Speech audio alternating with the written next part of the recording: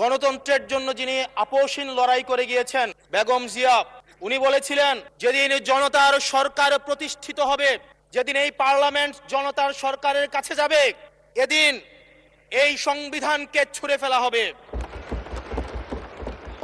পার্থ যখন বক্তব্য দিচ্ছিলেন যে সংবিধান যারা ছুঁড়ে ফেলতে চায় তাদেরকে স্বাধীনতা বিরোধীর সাথে উনি অ্যালাইন করলেন, ট্যাগ করলেন। মাননীয় স্পিকার, যুদ্ধাপরাধীর অ্যালাইন করার যেটার হাততালি তারা দিয়েছেন সেটির মধ্য দিয়ে বেগম জিয়াকে তারা মূলত অপমান করেছেন কিনা তারা সেটা ভেবে দেখবেন।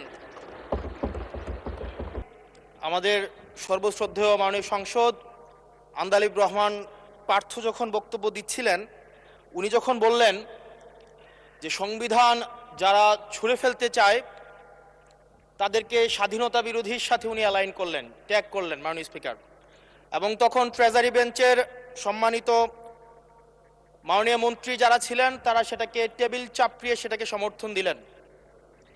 মাননীয় স্পিকার, গণতন্ত্রের জন্য যিনি আপোষহীন লড়াই করে গিয়েছেন বেগম জিয়া, উনি বলেছিলেন যেদিন জনতার সরকার প্রতিষ্ঠিত হবে, যেদিন এই পার্লামেন্ট জনতার সরকারের কাছে যাবে, এদিন এই সংবিধানকে ছুঁড়ে ফেলা হবে।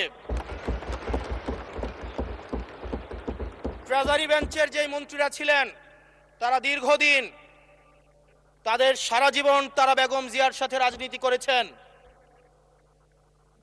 এই সংবিধান ছুঁড়ে ফেলার সাথে স্বাধীনতা যুদ্ধাপরাধীর অ্যালাইন করার যেটার হাততালি তারা দিয়েছেন সেটির মধ্য দিয়ে বেগম জিয়াকে তারা মূলত অপমান করেছেন কিনা তারা সেটা ভেবে দেখবেন।